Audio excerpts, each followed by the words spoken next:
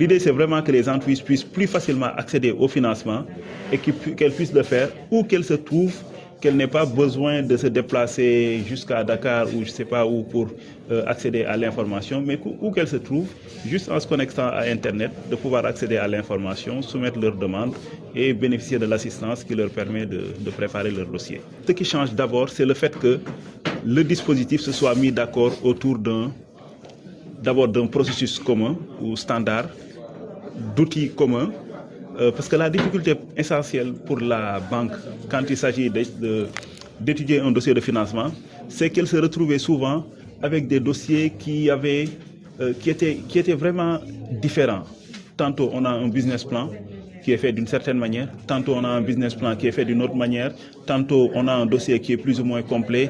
Et le dialogue entre la banque et la PME était extrêmement difficile. Les deux ne se comprenaient pas. Donc nous jouons ce rôle d'interface, d'intermédiaire entre la banque et la PME pour faire en sorte que les deux puissent se comprendre. C'est pour ça que nous avons travaillé sur un processus standard, sur des outils standards, avec un dossier. On ne parle même pas de business plan, nous parlons d'un dossier de financement. Donc tous les éléments qui doivent permettre à la banque de décider.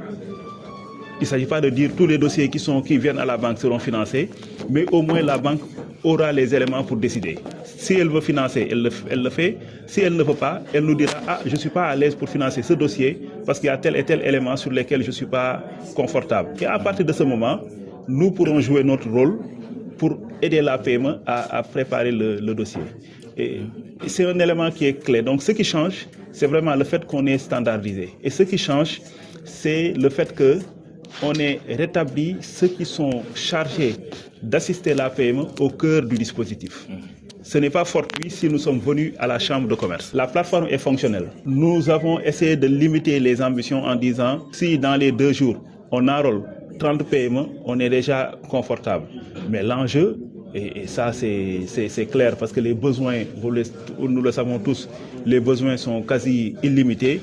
L'enjeu c'est que les entreprises qui sont enrôlées, à partir de 2024, on les compte par dizaines par semaine. Donc la Chambre de commerce est un partenaire clé dans le dispositif. Et ce que nous voulons, c'est que si une PME a besoin de financement, qu'elle n'aille pas voir la banque, mais qu'elle vienne à la Chambre de commerce. Et que la Chambre de commerce puisse maintenant conseiller la PME, l'aider à s'enrôler dans la plateforme, à préparer son dossier.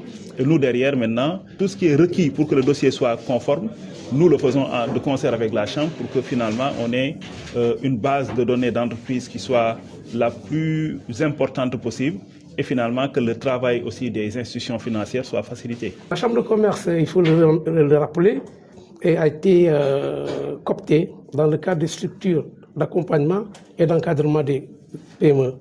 Et à ce titre, je pense qu'elle est aujourd'hui le réceptacle qui peut permettre à obtenir un résultat majeur, mais surtout à toucher du doigt ceux-là qui ont besoin d'un financement et qui sont surtout structurés.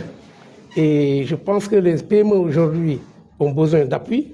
Quand on sait qu'au Sénégal aujourd'hui, nous avons que presque 10% de financement destiné aux PME, et par ailleurs on est à 45%, 55%, je pense que nous aujourd'hui nous sommes dans les dispositions d'accompagner ce dispositif à travers nos PME, parce qu'elles en ont besoin. Et je m'en vais le dire souvent, quand on regarde les économies les plus résilientes, elles se situent autour de quelques pays tels que le Japon, l'Allemagne. Et pourquoi? Parce que c'est la PME qui est au cœur du dispositif de développement.